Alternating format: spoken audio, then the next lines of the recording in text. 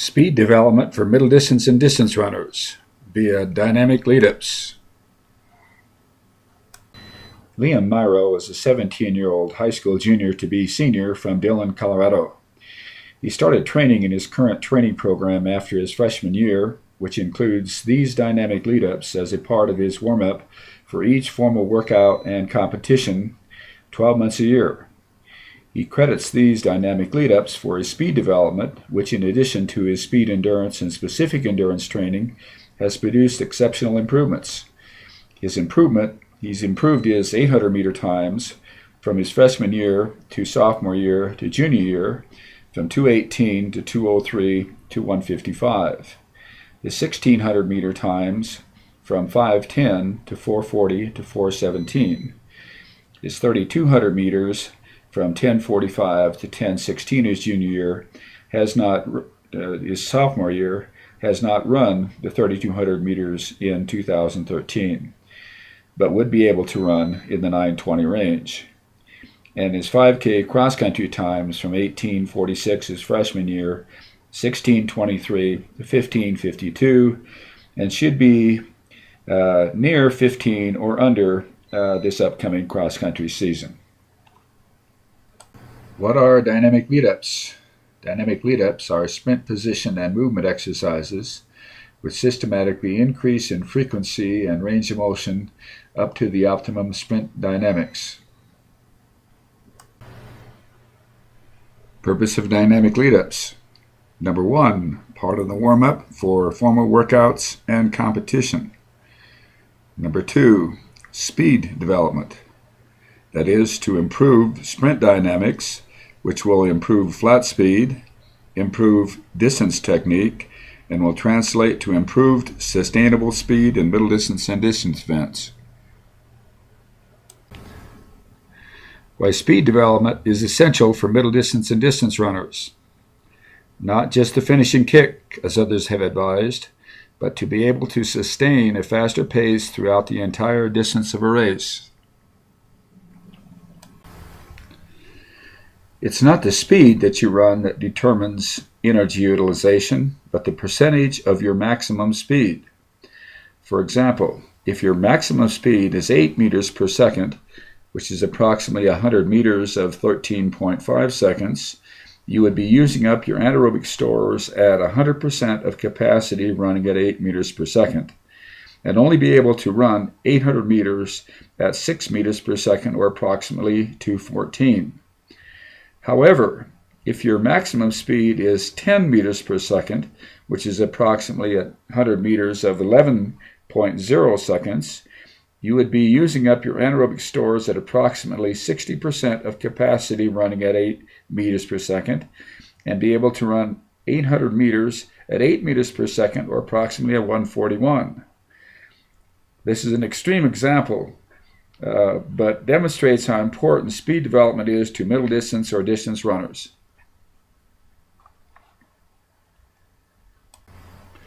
Following are further examples of how speed development, along with accompanying speed endurance and specific endurance development, will improve sustainable pace and therefore improve performances up to very high levels.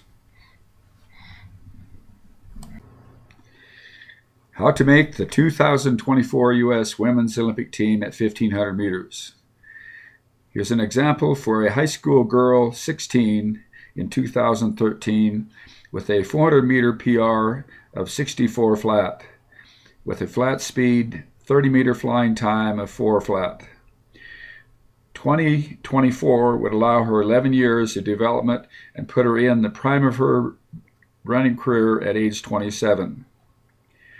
To make the 2024 1,500-meter team, she would need to run approximately 4:01, equivalent to 4:18 1,600 meters, which is a 64.5 400-meter pace, which, by the way, is right at her current 400-meter PR, which would in turn require 3.3 30-meter fly speed and a 53 flat 400-meter capability.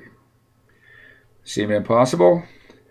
But not if you consider that she would only need to improve her 30-meter fly time by 0.0 seconds per year and her 400 meter by 1 second per year. You can look at it two ways. If she does improve her flat speed by 0.06 seconds per year in the 330 meters, and accompanied by a speed endurance training to improve her 400 by just 1 second per year, and do corresponding specific endurance training, she will be on the 2024 Olympic team at 1,500 meters. And consequently, the alternative, if she doesn't, she won't, regardless of how many miles she runs between now and 2024.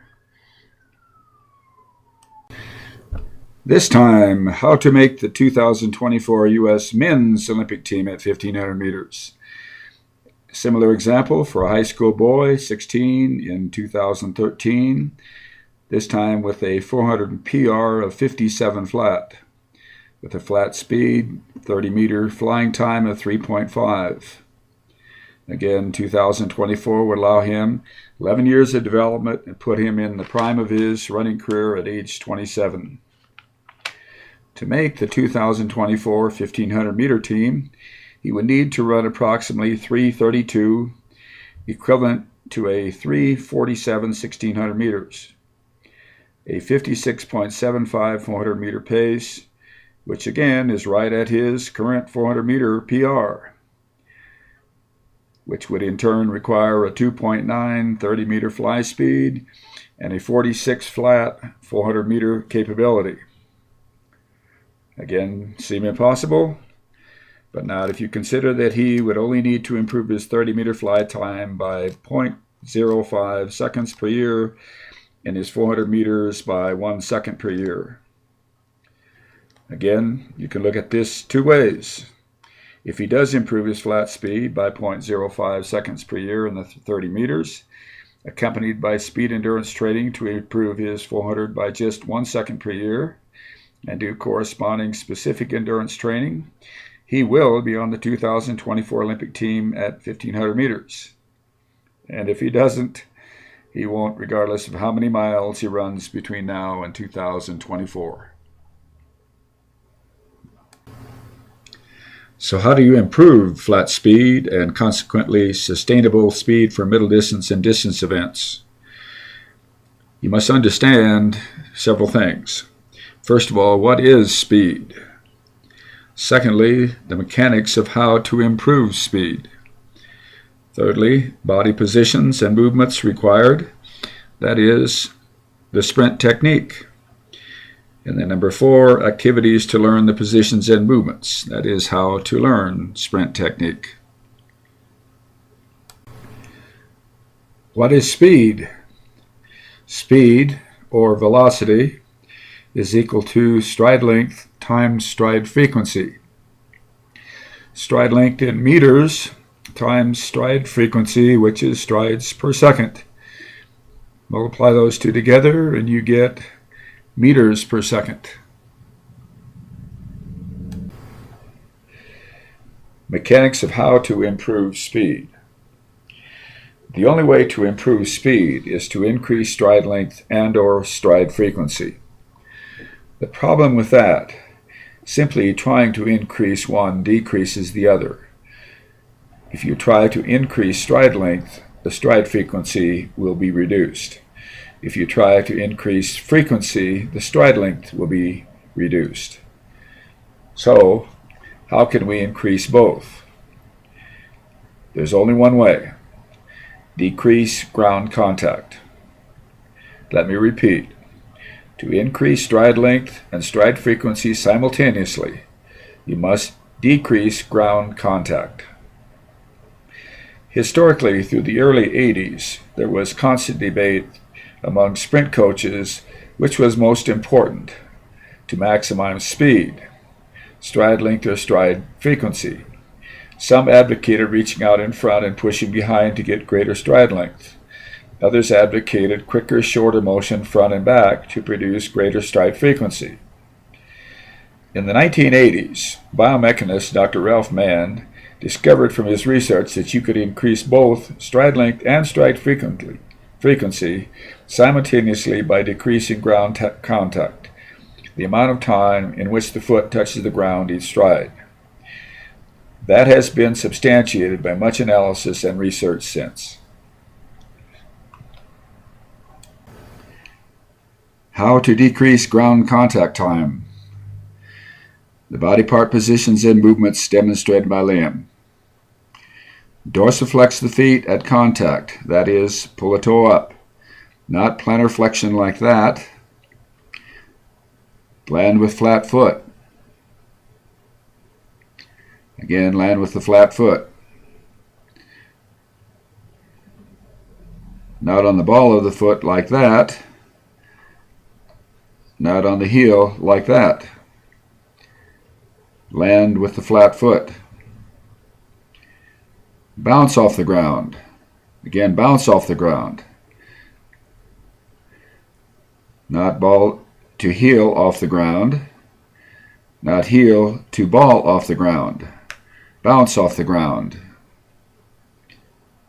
Up and down movements of the feet and knees.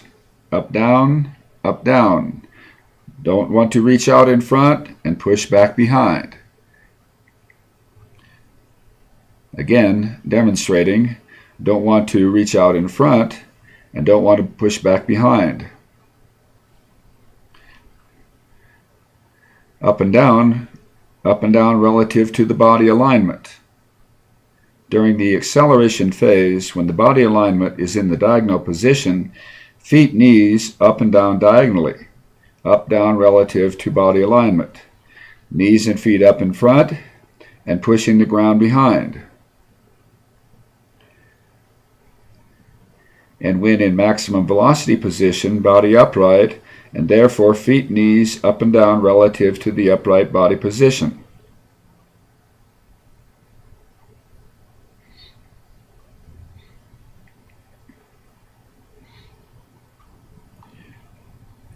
When in the diagonal acceleration position, push back against the ground.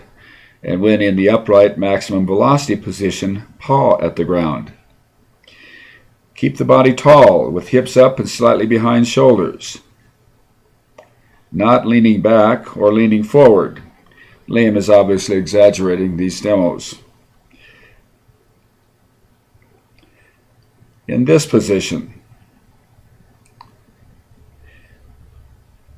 maintain arms at the 90-degree angle at elbow throughout the arm motion, arms swinging from the shoulders. Not flexing, not extending. Maintaining at 90 degrees.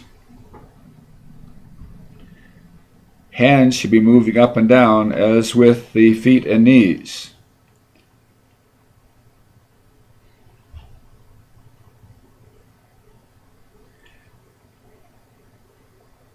Again, swinging from the shoulders at 90 degrees, not flexing, extending through the motion.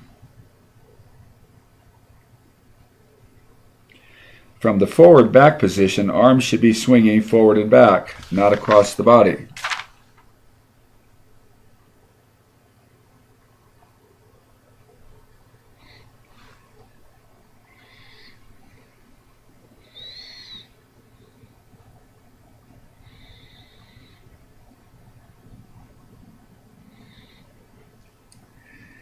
And think front-side mechanics. All of movements of the feet, knees, and arms should be in front of the body.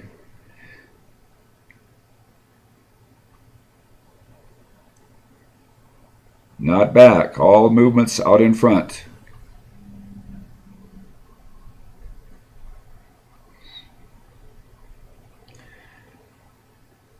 Now we'll go to the dynamic lead-up exercises to practice these sprint positions and movements.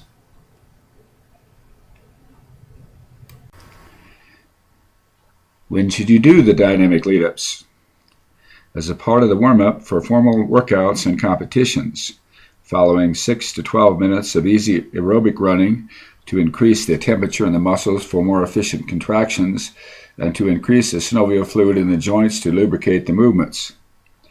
Following the dynamic lead-ups, take 10 to 15 minutes of active rest to allow full recovery of the anaerobic stores before the start of the workout or race. The dynamic lead-up exercises. The exercises are similar to Gerard Mach's A, B, and C marching, skipping, running drills that he brought from Poland to Canada and then the United States in the 1970s, which I've modified so that the positions and movements and terminology are more specific to modern sprint technique. The dynamic lead-ups consist of 8 exercises in 2 groups of 4, 3 times 15 to 20 meters of each exercise. The first 4 exercises are performed moving slowly forward over the 15 to 20 meters. I'll just name the exercises now with complete descriptions and demonstrations by Liam shortly. Number 1 exercise, low knees. Number 2, sprint walks. Number 3, sprint skips. And number 4, high knees.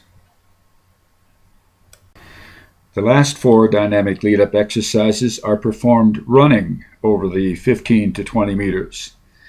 Number 5 exercise, build-ups. Number 6, accelerations. Number 7, flyings. Number 8, start-throughs. We'll now move to each exercise with a description and demonstration of the positions and movements.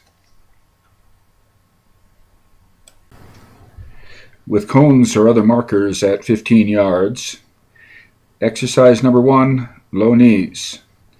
The purpose of low knees is to establish increased frequency without the full sprint movement. The body is in the sprint position except with upper body relaxed and arms hanging down. Feet are dorsiflexed at contact, landing flat, bouncing off the ground. Low, quick up and down movement of the feet and knees. From slow first rep to medium speed second rep to maximum frequency the last of the 3 reps.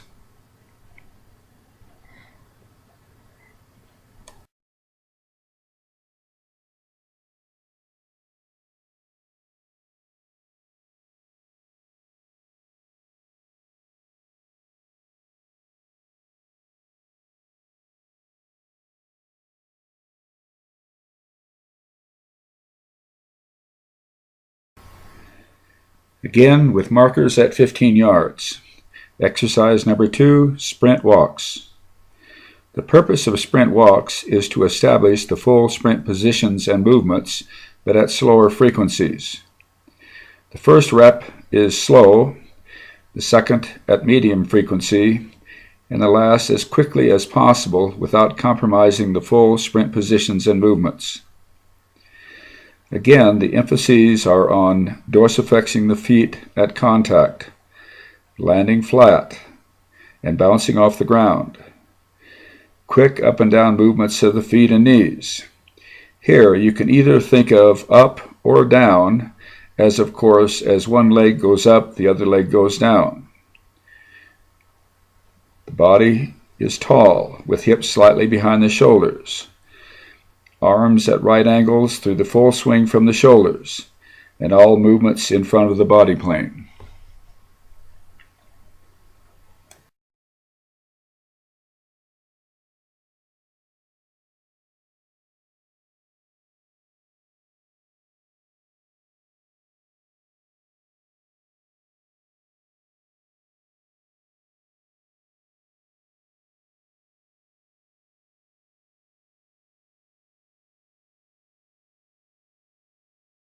Sorry, I've previously indicated that the demos were at 15 yards. They're actually at 20 yards, which is between the 15 and 20 meters as recommended earlier. Dynamic lead-ups, exercise number 3, sprint skips. The purpose of sprint skips is to maintain full sprint positions and movements while increasing the frequencies. In the sprint walks, one foot is always in contact with the ground. In sprint skips, on each step, the foot contacts the ground twice in a skipping motion. Contrary to bouncing up and down as we learn to skip as little kids in the playground, the body stays level with only the feet and knees moving up and down. As with sprint walks and all other dynamic lead-up exercises, the same sprint positions and movements apply. And as with the sprint walks, the first repetition is at slow frequencies, next faster, and the last at maximum quickness without compromising the full sprint positions and movements.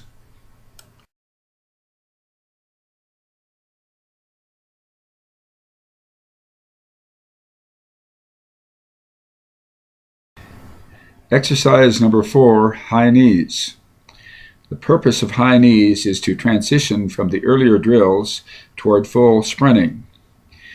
These involve the same positions and movements as previous exercises, but are done virtually running in place, but slowly moving over the 15 to 20 meters distance. From slow frequencies, the first rep, medium the second, and at maximum quickness the third. The tendency in high knees is to not get the knees up high enough and to lean back. So make sure to get the knees up, that is, thighs parallel to the ground, each stride, and keep the body upright. Shoulders slightly forward and in front of the hips.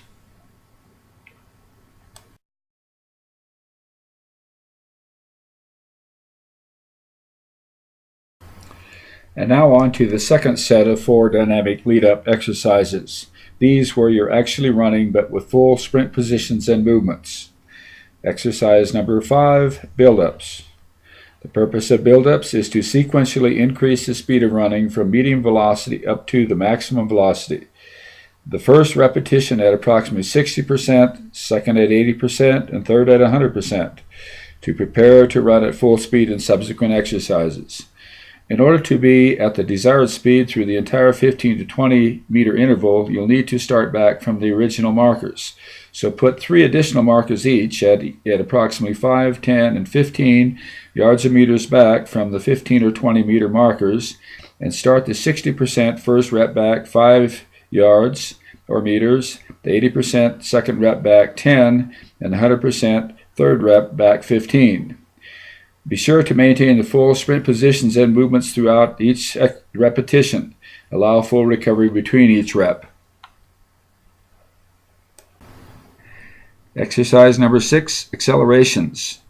The purpose of accelerations is to train the body and mind to run faster, that is, greater stride length and frequency than you've ever run before without risk of injury. Each repetition is the same. Start back approximately 15 yards or meters from the 15 to 20 meter zone.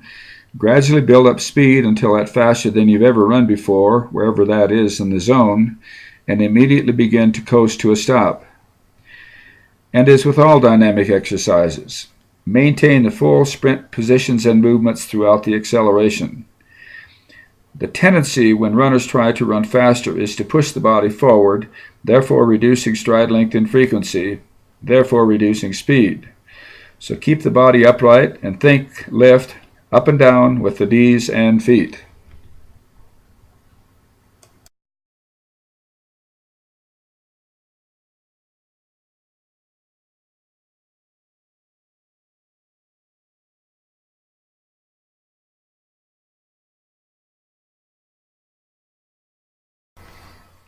Exercise number 7, flyings. Once you've established increased maximum speed via the accelerations, then you want to practice maintaining it.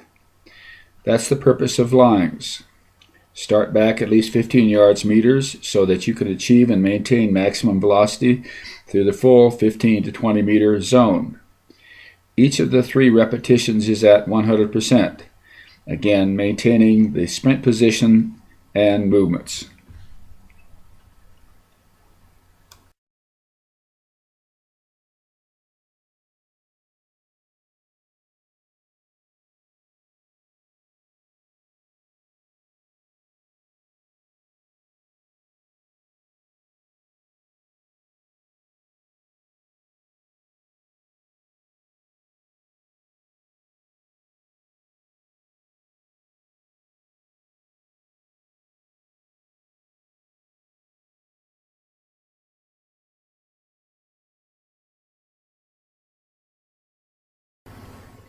The final dynamics lead-up exercise, exercise number 8, start-throughs.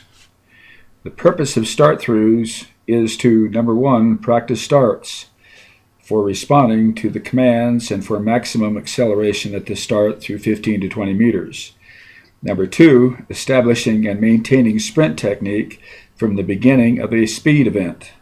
And number 3, some power development. If supervised by a coach, give the corresponding start commands.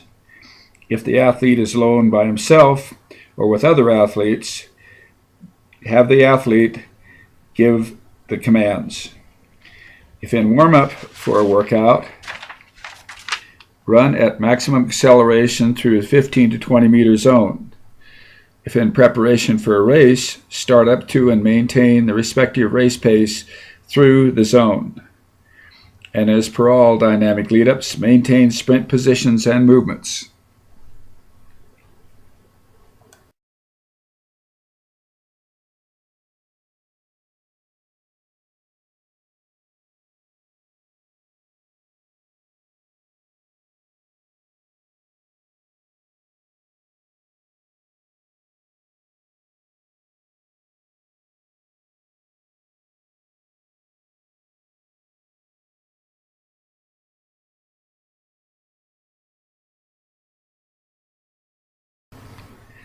That concludes the instructions and demonstration of the dynamic lead-up exercises, following our suggestions on how to apply them in workouts and competitions.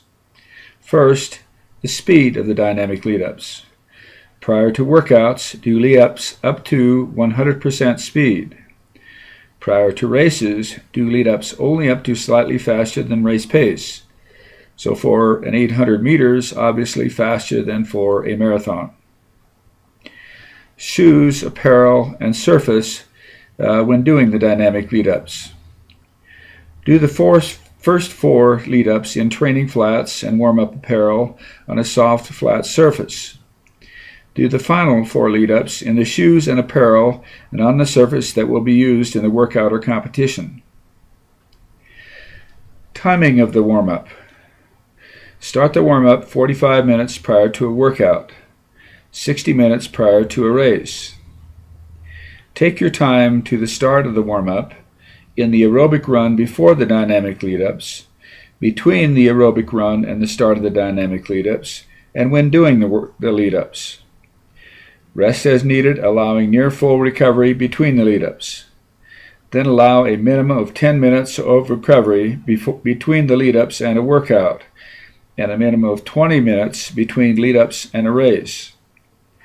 Just prior to a race, just stay up and loose. No run-outs or other exercises, which will allow full recovery and the saving of anaerobic stores. What about warm-ups with multiple sessions, multiple events in the same meet? Prior to a first race, do the full warm-up, the aerobic run plus 3 times 15 to 20 meters of the dynamic lead-ups.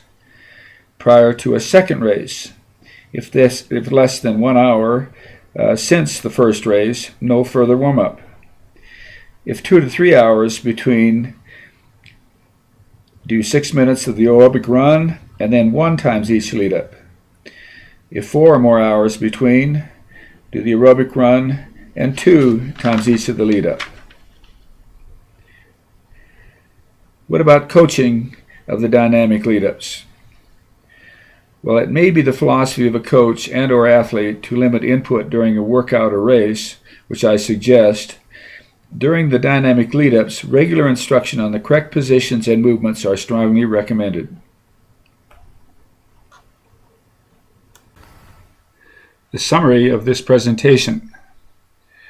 The keys to optimum development of middle distance and distance runners are speed, speed endurance, and specific endurance, with the development of speed the primary determiner or delimiter of ultimate success.